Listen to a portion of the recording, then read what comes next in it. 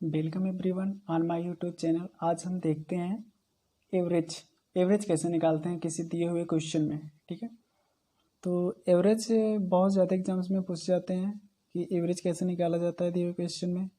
तो वो सारे के सारे जिस तरीके के क्वेश्चन आ सकते हैं एग्जाम में वो सारे के सारे हम डिस्कस करेंगे। ठीक है, एवरेज कैसे निकालें और उसका ईजीएस्ट फॉर्म क्या होता है निकालने का। ठीक है, तो देखते हैं जैसे कि एवरेज अगर मान लो कोई नंबर्स है। ठीक है, जैसे मान लो x1 x2 x3। ठीक है, अगर ये दिए हैं x1 x2 x3, इसका हमें एवरेज निकालना है। तो पहले सबसे पहले क्या करेंगे, इसका समेशन कर देंगे और ये टोटल कितने हैं 1 2 3 से डिविजिबल कर देंगे तो ये क्या हो जाएगा, इसका एवरेज आ जाएगा। ठीक है, तो ये लिखा गया average some of set of number n numbers. अगर ये नंबर है जैसे x1 x2 x3 ये n नंबर है तो इनको समेशन करोगे, सम कर दिया डिविजिबल बाई n, टोटल जितने होंगे उनसे डिवाइड कर दोगे तो वो क्या आ जाएगा average. Point number 1। Point number 2, अगर हम क्या करें जो x1 हो, ओके, x1 हमारा हो जाए n1 टाइम्स, x2 हो जाए n2 टाइम्स और ये x3 हो जाए n3 टाइम्स। ठीक है, फिर इसका एवरेज कैसे निकालोगे आप, तो क्या करोगे x1 में n1 का मल्टीप्लाई करोगे प्लस x2 का n2 में मल्टीप्लाई करोगे प्लस x3 का n3 में मल्टीप्लाई करोगे, डिविजिबल बाई कर दोगे क्या n1 n2 n3। ठीक है, ये हो जाएगा इसका एवरेज। तो यहाँ से भाई किया गया जैसे कि a1 a2 a3 ए के डायरेक्ट क्या था नंबर्स था, एवरेज था, वो था n1 times n2 times n3 times और nk टाइम्स। फिर क्या कर दिया, इनसे मल्टीप्लाई करके समेशन कर दिया। तो यहाँ से n1 n2 n3 इनका समेशन कर दिया, टोटल नंबर सब थे उनके सम करके डिविजिबल कर दिया तो वो आ गया एवरेज। ठीक है, तो ये इसकी फ्रीक्वेंसी दे रही होती है, फिर उसमें मल्टीप्लाई करते हैं, फिर आपस से डिविजिबल करते हैं तो वो उसका एवरेज निकल जाता है। ठीक है, अभी आप कॉन्सेप्ट देख लो, फिर से क्वेश्चन कराएंगे तो आपके सारे डाउट हो जाएंगे, वो क्लियर हो जाएंगे। ठीक है, नेक्स्ट पॉइंट देखते हैं। नेक्स्ट पॉइंट है सम इम्पॉर्टेंट रिजल्ट्स। तो एवरेज अगर आप निकालते हो, ठीक है, तो वहाँ पे डायरेक्ट कभी कभी क्वेश्चन पूछा जाता है, आपको टाइम को क्या करना होता है, सेव करना होता है। ठीक है, कम टाइम में आपको अच्छा रिस्पांस देना होता है। तो अगर आपको ये डायरेक्ट फार्मूले जो कुछ पॉइंट रखे गए हैं अगर आपको याद है तो आप डायरेक्ट टिक करके आगे बढ़ सकते हैं। ठीक है, तो अब इससे पहले देख लो एवरेज 1 to 10। 1 to 10 क्या है, natural number, first ten natural number का एवरेज क्या होता है 5.5, ये याद कर सकते हो। ठीक है, और एवरेज फर्स्ट 10 होल नंबर्स, अगर वो होल नंबर से 4.5 हो जाता है। ठीक है, और यहाँ पे ये देख रहे हो एवरेज नंबर क्या है, होल नंबर से क्या है ज़्यादा है। ठीक है, फर्स्ट 10 इवन नंबर का एवरेज क्या होगा 11। फर्स्ट 10 ऑड नंबर इसका एवरेज क्या होगा 10। फर्स्ट 10 प्राइम नंबर इसका एवरेज क्या होगा 12.9 और फर्स्ट 10 को प्राइम नंबर्स इसका एवरेज होगा 11.2। ओके, नेक्स्ट पॉइंट है फर्स्ट 10 ऑड प्राइम नंबर इसका एवरेज होगा 15.8। तो ये कुछ पॉइंट है जिससे आपको क्वेश्चन को ईजिली सॉल्व करने में आसानी होगी। ठीक है, आप यहाँ से इसका स्क्रीनशॉट ले सकते हैं। ठीक है, जिससे आपको याद होना ये बहुत ज़रूरी है। वैसे तो आप निकाल सकते हो लेकिन अगर टाइम को सेव करना है तो कम टाइम में अच्छा रिस्पांस करने के लिए आपको हेल्प करेगा। ठीक है, नेक्स्ट पॉइंट देखते हैं, ये है समेशन सम। ठीक है, जैसे sum of n numbers n+1/2 natural number, sum n natural number का जो समेशन होगा वो क्या होगा n+1/2, ये फार्मूला हो गया। समेशन अगर यहाँ पे देखो सम ऑफ n नेचुरल नंबर था, यहाँ पे समेशन ऑफ n स्क्वायर, अगर n स्क्वायर नंबर का दिया है तो इसका फार्मूला होता है n+1/2 इंटू 2n+1/3। जैसे ये समेशन ऑफ n नंबर जैसे 1 to अगर आपको 10 इसका समेशन निकालना है तो यहाँ पे क्या करोगे लास्ट वाला n, टोटल कितने हैं 10 रखोगे, 10 इंटू 10+1 कितना आ जाएगा 11/2। तो 11 इंटू 10 कितना 110 हो जाएगा, बाई 2 कर दोगे तो वो आ गया समेशन ऑफ n। ठीक है, तो समेशन ऑफ n स्क्वायर जैसे 2 square plus 3 square plus 4 square plus 5 square ऐसे डायरेक्ट कितने भी नंबर हो गए, अगर मान लो n नंबर है तो उसका ये फार्मूला हो गया। ठीक है, और समेशन ऑफ इवन नंबर क्या हो जाता है n+1। अगर इवन नंबर होगा तो उसका जब समेशन जैसे 2 हो गया 2 4 6 8 इसका समेशन करने के लिए ये फार्मूला लगा दोगे। ठीक है, summation of n cube n cube मतलब जैसे 1 का क्यूब प्लस 3 का क्यूब प्लस 5 का क्यूब प्लस 7 का क्यूब, इन सब नेचुरल नंबर्स का जो क्यूब होगा अगर उसका समेशन निकालना है तो आपको ये फार्मूला लगाना पड़ेगा n+1/2 का होल स्क्वायर। ओके, अगर समेशन आप ऑड नंबर का निकालना है, समेशन ऑफ ऑड नंबर, ठीक है, तो वो हो जाएगा n का स्क्वायर। यहाँ पे इवन का था तो n+1 था, और अगर ऑड का स्क्वायर निकालना है, समेशन ऑफ ऑड का स्क्वायर जैसे 1 3 5 7, वो n का स्क्वायर हो जाएगा। ठीक है, समेशन ऑफ ऑड का स्क्वायर हो जाएगा n 4 n के square -1 divided by 3। Summation of odd का स्क्वायर लाइक जैसे 1 का स्क्वायर प्लस 3 का स्क्वायर प्लस 5 का स्क्वायर प्लस 7 का स्क्वायर, ये सब सारे नंबर का अगर समेशन आप निकालना है ये फार्मूला लगाना पड़ेगा। ठीक है, तो यहाँ पे summation of N cube odd का क्यूब अगर वो क्यूब हो जाए, ठीक है, जैसे 1 cube plus 3 cube plus 5 cube plus 7 cube, इन सब का अगर आपको निकालना है समेशन तो हो जाएगा n स्क्वायर ब्रैकेट में 2n स्क्वायर -1। तो आप ये फार्मूला निकाल लोगे। ये कुछ थे समेशन निकालने के कुछ फार्मूले, डायरेक्ट आप वहाँ से समेशन निकाल सकते हो। ठीक है, ये फार्मूले बहुत इंपॉर्टेंट है कम टाइम में अच्छा रिस्पॉन्स करने के लिए। ठीक है, नेक्स्ट पॉइंट देखते हैं। थर्ड चैप्टर है रेशियो एंड प्रोपोर्शन। ठीक है, रेशियो और प्रोपोर्शन होता क्या है। ठीक है, ratio must be expressed in the same units. जो ये रेशियो दिए होते हैं वो सारे के सारे क्या होते हैं, सेम यूनिट्स में होते हैं। जैसे 2/3 हो जाएगा, 2 kg में है, 3 kg में, तो kg कैंसिल हो जाएगा तो वो यूनिट लेस हो जाएगा। ठीक है, ये कुछ पॉइंट है। जैसे कि रेशियो अगर ये लिख देता must be expressed in same unit में होना चाहिए तभी वो रेशियो होगा। ठीक है, ratio does not change its both term are multiplied divides by the same number. अगर क्या है रेशियो, जैसे मान लो 2/3, अगर इसमें ऊपर और नीचे हम मल्टीप्लाई कर दो मान लो 4 से, ठीक है, तो ये क्या होगा, रेशियो चेंज नहीं होगा। ठीक है, या फिर ऐड कर दो, ठीक है, यहाँ सॉरी मल्टीप्लाई कर दो या फिर डिवाइड कर दो।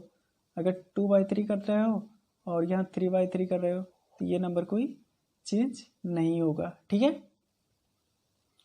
ठीक है, तो रेशियो और प्रोपोर्शन निकालने के कुछ तरीके होंगे जो आपको जानने बहुत ज़रूरी होंगे, जिससे आपको क्वेश्चन क्या कर सकते हैं, इजीली सॉल्व कर सकते हैं। ठीक है, तो देखते हैं वो क्या पॉइंट होने वाले हैं। ठीक है, देखते हैं टाइप ऑफ रेशियो। रेशियो कितने तरीके के होते हैं, ये पेपर में पूछे जाते हैं, डायरेक्ट पूछे जाते हैं। ठीक है, तो आपको ये देखना और याद करना बहुत ज़रूरी है। जैसे हो गया डुप्लीकेट रेशियो, सॉरी हाँ डुप्लीकेट रेशियो क्या होता है। जैसे एग्जाम्पल a/b लिखा गया है तो इसका डुप्लीकेट रेशियो जो हो जाएगा वो जाएगा a² डिवाइडेड बाई b², या इसको लिख सकते हो a/b का होल स्क्वायर, डुप्लीकेट रेशियो। ठीक है, अगर हम ट्रिप्लीकेट रेशियो की बात करें, जैसे a/b लिखा है इसका ट्रिप्लीकेट रेशियो हो जाएगा a³/b³ इक्वल टू a/b का होल क्यूब। ठीक है, ट्रिपल का मतलब होता है 3, डबल का मतलब होता है डबल। ठीक है, तो ये होल स्क्वायर हो जाता है इस नंबर का और ये होल क्यूब हो जाता है। ठीक है, सब डुप्लीकेट रेशियो इसका अगर जैसे a/b है तो सब डुप्लीकेट रेशियो हो जाएगा स्क्वायर रूट, तो a/b तो इसको लिख सकते हैं a/b का पावर 1/2। ठीक है, तो यहाँ सब डुप्लीकेट रेशियो मतलब हो जाए स्क्वायर रूट। ठीक है, और यहाँ पे अगर सब ट्रिप्लीकेट की रेशियो की बात करें तो अगर एग्जांपल है a/b है तो उसका सब ट्रिप्लीकेट रेशियो हो जाएगा a/b का होल क्यूब, सॉरी 1/3। ठीक है, तो यहाँ से जैसे था सब डुप्लीकेट रेशियो था तो वो हो जा रहा था नंबर्स का 1/2, यहाँ पर हो जाएगा ट्रिप्लीकेट होगा तो 1/3 हो जाएगा। ठीक है, सब ट्रिप्लीकेट। ठीक है, अगर तीसरे पॉइंट की बात करें, नेक्स्ट पॉइंट की बात करें, इनवर्स या रेसिप्रोकल रेशियो। इनवर्स या रेसिप्रोकल, रेसिप्रोकल मतलब उल्टा होता है, इनवर्स का मतलब उल्टा होता है। तो यहाँ से जैसे a/b नंबर है तो उसका रेसिप्रोकल रेशियो हो जाएगा b/a, ये तो सबको पता होगा। कंपाउंड रेशियो, कंपाउंड रेशियो क्या होता है, जैसे a/b लिखा है a/b ratio c/d ratio e/f, तो इसका क्या होगा कंपाउंड रेशियो क्या हो जाएगा, न्यूमिनेटर का न्यूमिनेटर में प्रोडक्ट हो जाएगा, डिनोमिनेटर का डिनोमिनेटर में प्रोडक्ट हो जाएगा, बस तो ये हो जाएगा कंपाउंड रेशियो।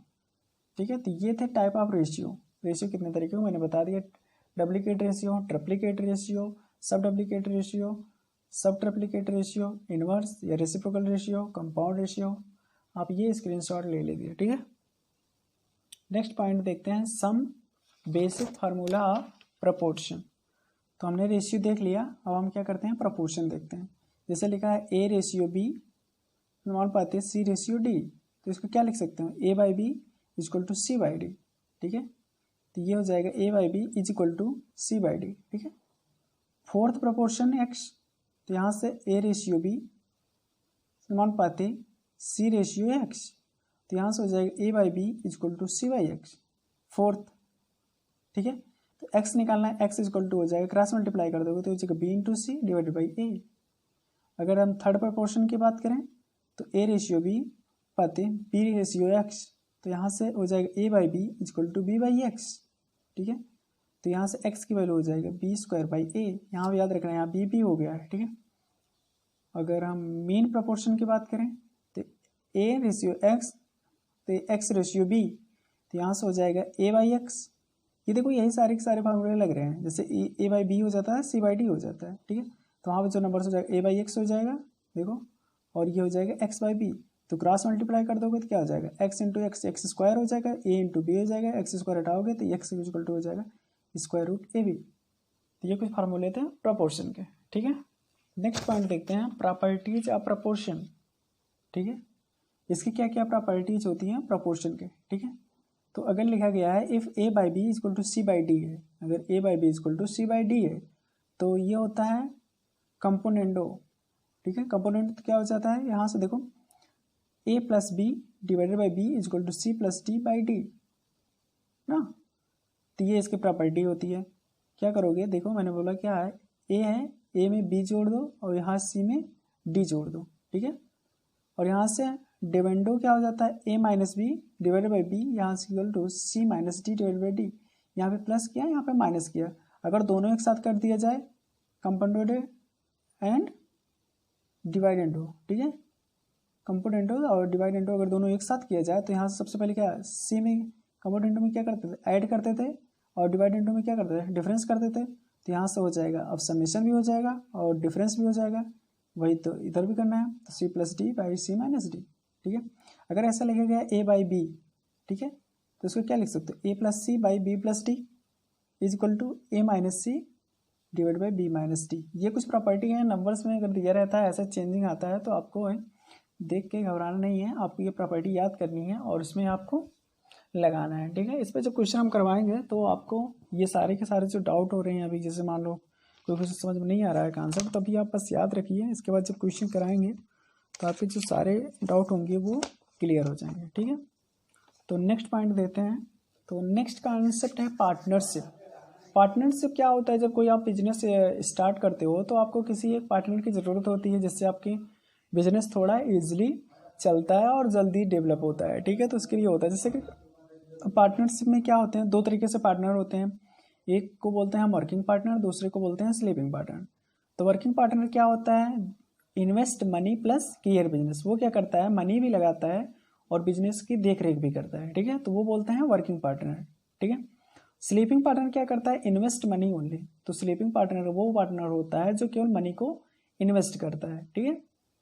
तो अगर हम पी को प्रॉफिट से, सी को कैपिटल से और टाइम पीरियड को टी से रिप्रेजेंट करें, ठीक है, तो यहाँ से प्रॉफिट रेशियो पी और मतलब प्रॉफिट रेशियो निकालने के कुछ फार्मूले होते हैं, ठीक है। तो वो याद रखो, ठीक है। अगर हम टी कांस्टेंट कर रहे हैं, फर्स्ट इसके कई टाइप हो सकते हैं, ठीक है।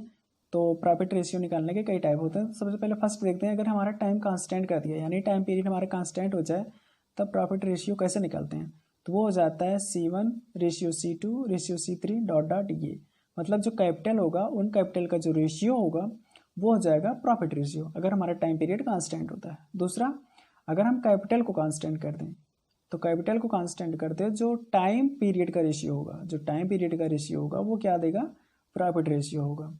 अगर हम क्या करें, थर्ड पॉइंट में है, अगर C and D, third case में मान लो C एंड T मतलब कैपिटल और टाइम पीरियड नॉट कांस्टेंट, अगर ये दोनों कांस्टेंट नहीं हो तो क्या करोगे, जो कैपिटल होगा और टाइम पीरियड होगा उन दोनों का प्रोडक्ट, ठीक है, और रेशियो करते जाओगे, जैसे C1 C2 C2 C3 sorry C1 T1 ratio C2 T2 ratio C3 T3, ठीक है। अगर ऐसे करते जाते हो आप तो वो क्या होगा, प्रॉफिट रेशियो देगा, ठीक है।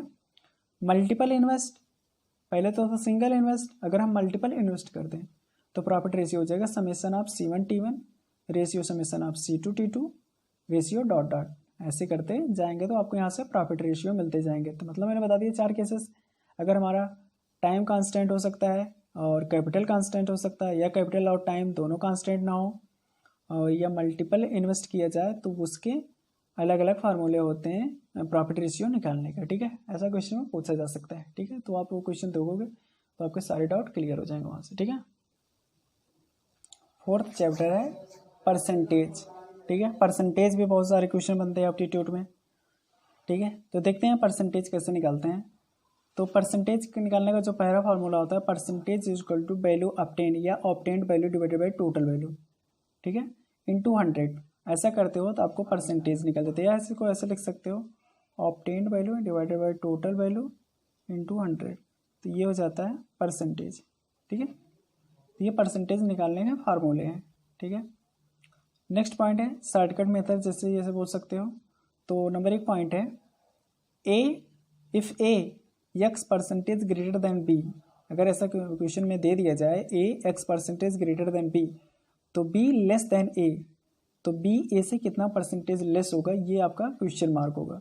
तो उसके फार्मूला डायरेक्ट लिख सकते हो, x divided by 100 plus X into 100 percentage, ये हो जाएगा इसका फार्मूला। ठीक है, हमने बोला अगर ए एक्स परसेंटेज ज़्यादा है बी से, तो बी ए से कितना परसेंटेज ज़्यादा होगा, कम होगा, तो वो हो जाएगा x divided by 100 plus X into 100। अब अगर हमने कर दिया कि अगर A X percentage less than है बी से, अगर ए बी से एक्स परसेंटेज कम है, तो बी ए से कितना ज़्यादा है, तो वो हो जाएगा x divided by 100 minus x into 100%। तो इतना परसेंटेज ये क्या होगा, ज़्यादा होगा। ठीक है, नेक्स्ट पॉइंट है अगर A is equal to X percentage of C, अगर ए एक्स परसेंटेज है सी के and B is equal to Y percentage of C, अगर B Y percentage of C है, तो यहाँ से जो सी होगा वो कितना परसेंटेज ऑफ बी के होगा, तो वो हो जाएगा x divided by y into 100, ये परसेंटेज ऑफ बी, वो इतना परसेंटेज होगा बी के सी। ठीक है, मैंने बोला अगर ए एक्स परसेंटेज है सी के, बी क्या है वाई परसेंटेज ऑफ सी है, तो सी इतना परसेंटेज होगा आप बी के। ठीक है, तो ये डायरेक्ट फार्मूला है, ऐसे क्वेश्चन को देखते ही आप डायरेक्ट ये फार्मूला लगा के क्वेश्चन को सॉल्व कर सकते हैं सेकंडों में। ठीक है, नेक्स्ट पॉइंट देखते हैं। नेक्स्ट पॉइंट है price of commodity increase P percentage. अगर कमोडिटी में पी परसेंटेज क्या होता है, प्राइस की इंक्रीज हो जाती है, तो reduction in consumption so as not to increase the expenditure, तो वो कितना हो जाएगा, p divided by p plus 100 into 100 percentage, ये इतना होगा। अगर हम क्या करें, प्राइस ऑफ कमोडिटी डिक्रीज कर दें पी परसेंटेज। ठीक है, तो अगर हम पी परसेंटेज प्राइस डिक्रीज कर दें, तो यहाँ से होगा देखो इंक्रीज हो जाएगा, increase in consumption so as not to decrease the expenditure is, तो वो कितना हो जाएगा, p divide by 100 minus p into 100 percentage. ठीक है, जब हम क्या करते हैं पी परसेंटेज इंक्रीज करते हैं, तो ये रिडक्शन क्या हो जाएगा, कंजप्शन, देखो रिडक्शन इन कंजप्शन कितना परसेंट, दिस, एंड अगर प्राइस ऑफ कमोडिटी डिक्रीज हो जाए पी परसेंटेज, तो यहाँ पे increase in consumption so as not to decrease the expenditure is, तो हो जाता है p divide by 100 minus x into 100%।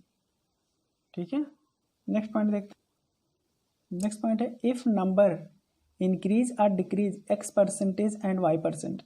अगर कोई नंबर है वो इंक्रीज कर रही है डिक्रीज कर रही है, मान लो X percentage and Y percentage.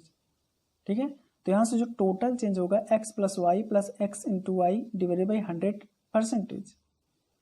तो यहाँ पे जब इंक्रीज होगा तो आप प्लस लोगे, और अगर डिक्रीज होगा तो आप निगेटिव लोगे। ठीक है, यहाँ पे समझ में आया, जैसे मैंने बोला कि if number increase decrease x percentage and Y percentage, या तो नंबर अगर इंक्रीज हो रहा है, मान लो एक्स परसेंटेज हुआ फिर वाई परसेंटेज इंक्रीज हो गया, तो टोटल चेंज कितना हो गया, तो सारी जगह प्लस करोगे। अगर ऐसा हो जाएगा जो नंबर है एक्स परसेंट डिक्रीज हो गया वाई परसेंटेज डिक्रीज हो गया, तो आप करोगे माइनस करोगे। या ऐसा भी हो सकता है अगर एक्स परसेंटेज डिक्रीज हो जाए और वाई परसेंट डिक्रीज हो जाए, तो एक्स की जगह आप प्लस लोगे, वाई की जगह पे आप माइनस लोगे। ठीक है, तो ये टोटल चेंज को रिप्रेजेंट करेगा। ठीक है, नेक्स्ट पॉइंट देखते हैं प्रेजेंट पॉपुलेशन। अगर प्रेजेंट पॉपुलेशन को हम पी से रिप्रेजेंट करें, या हम बोल दें वैल्यू ऑफ आइटम पी है। ठीक है, तो population change are percentage per annum. ठीक है, या वैल्यू बोल सकते हैं value change are percentage per annum, तो कितना चेंज होगा।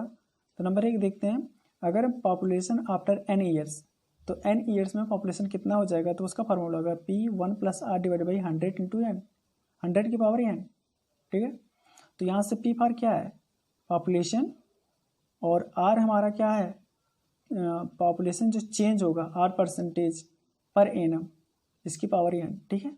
अगर पॉपुलेशन एन ईयर्स अगो, यहाँ पे देखो आफ्टर था और यहाँ पे एगो की बात हो गई, P divided by 1 plus R divided by 100 की पावर एन, ठीक है। यहाँ पे देखो मैंने सीधे सीधे लिखा है take R is equal to plus population increase. अगर हमारा पॉपुलेशन इंक्रीज होता है तो आर को हम क्या लोगे, प्लस लेंगे, और अगर पॉपुलेशन डिक्रीज होता है आर को हम क्या लेंगे, माइनस होंगे, ठीक है। अभी ये सारे के सारे फार्मूले आप देखो और याद करो, इसके बाद जब क्वेश्चन बताएंगे तो आपके सारे डाउट क्लियर हो जाएंगे, ठीक है। आपको अगर पता है तो रिवीजन करने में आपको ईजिली हो रही होगी, आई होप समझ में आ रहा होगा आपको, ठीक है। और नहीं आ रहा तभी आपको कोई दिक्कत करने की बात नहीं है, जब क्वेश्चन कराएंगे वहाँ से सारे डाउट क्लियर हो जाएंगे, ठीक है। नेक्स्ट पॉइंट देखते हैं। नेक्स्ट पॉइंट है if A is equal to X percentage, if A increase X percentage Y percentage Z percent. अगर ए है वो X percentage Y percentage Z percent continuous increase कर रहा है, तो ए टोटल जो टोटल चेंज आएगा तो A 1 plus X divide by 100 into 1 plus Y divide by 100 और 1 प्लस जेड डिवाइड बाई 100, तो ये होगा। तो यहाँ से ये बोल सकते हो अगर हमारा डिक्रीज करता है तो नेगेटिव लेते हैं, अगर इंक्रीज करता है तो प्लस लेते हैं। ये जैसे कि मैंने पिछले बार भी बताया था और अब भी देख लो, ठीक है। जैसे मान लो ए इंक्रीज कर रहा है एक्स परसेंटेज और फिर वाई परसेंट डिक्रीज कर रहा है, जेड एक्स परसेंट इंक्रीज कर रहा है। जो जो डिक्रीज करेगा उसको आप नेगेटिव लोगे, जो जो इंक्रीज करेगा आप उसको प्लस लोगे। आई होप आपको ये वीडियो पसंद आया हो, ठीक है। और अगर आया हो तो हमारे चैनल को लाइक शेयर एंड सब्सक्राइब करना ना भूलें। फिर नेक्स्ट वीडियो में मिलते हैं नए चैप्टर और नए कॉन्सेप्ट के साथ, ठीक है। तब तक के लिए आप ये कॉन्सेप्ट देखिए और क्वेश्चन को बनाइए, अगर बनता है तो सही है, और अगर नहीं बनता है तब भी आपको चिंता करने की ज़रूरत नहीं, क्योंकि मैं आपको आया हूँ तो पूरा सिखा के ही जाऊँगा, ठीक है। अभी आप कॉन्सेप्ट देख रहे हो, देख लो, फिर जब क्वेश्चन कराऊंगा तो आप सीधे सीधे प्रैक्टिस वहाँ से करेंगे, ठीक है। ठीक है, थैंक यू।